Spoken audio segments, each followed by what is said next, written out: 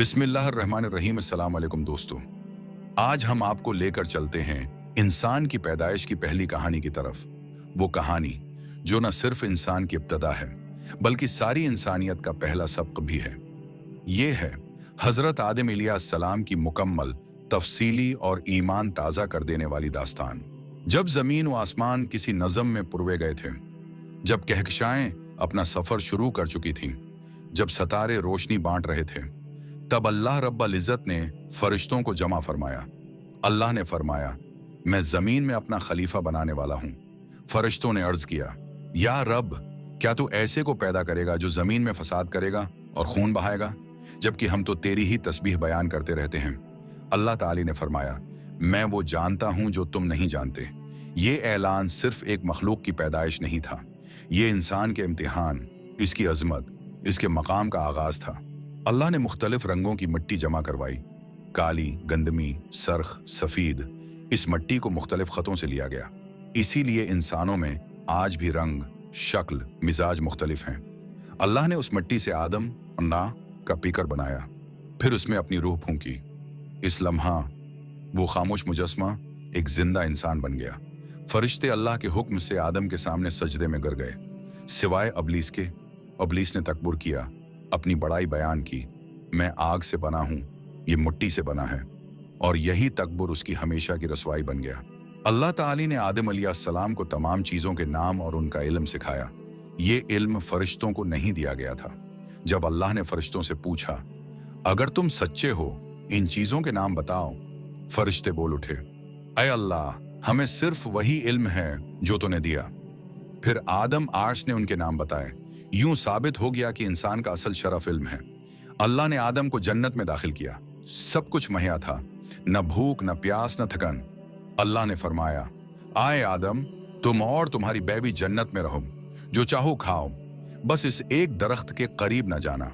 यहां शुरू होती है आजमाइश। शैतान ने कस्में खाकर धोखा दिया, मैं तुम्हारा खैर ख्वाह हूं, ये दरख्त तुम्हें हमेशा की जिंदगी देगा। आखिरकार आदम और हवा दरख्त के करीब चले गए। इम्तिहान शुरू हुआ और इंसान से भूल हुई। जन्नत का लिबास उतर गया, वो शर्मंदा हो गए, दिल से तौबा की। अल्लाह ने तौबा कबूल फरमा ली, लेकिन इंसान को दुनिया में भेजने का फैसला हो चुका था। आदम और हवा दुनिया के मुख्तलिफ हिस्सों में उतारे गए। यहाँ आजमाइश, मेहनत, भूख, प्यास, सब कुछ शुरू हुआ, लेकिन अल्लाह ने साथ ये उम्मीद भी दी, जमीन पर मेरा बंदा जो मेरी हदायत की पैरवी करेगा, उसे खौफ ना होगा और ना ही वो गमगीन होगा। ये दुनिया एक इम्तिहान गाह बन गई। जन्नत में अल्लाह ने आदम के बाएं पसली से हजरत हव्वा अलैहिस्सलाम को पैदा किया।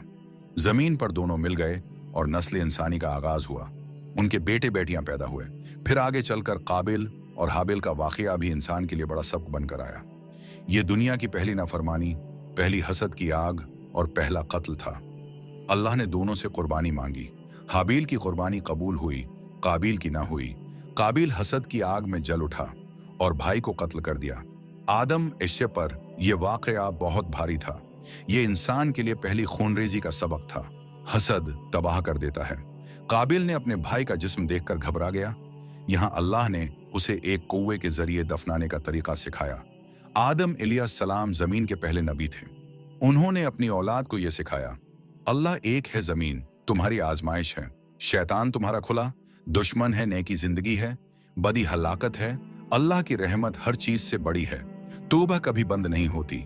आदम ने अपनी औलाद को दुनिया का निजाम सिखाया, ज़राअत, रहन सहन, लिबास, मुआशरत। आदम अलैहिस्सलाम ने 960 साल जिंदगी गुजारी। वफात के वक्त फरिश्ते नूर की शक्ल में आए। आदम पूछते हैं, क्या क़यामत आ गई?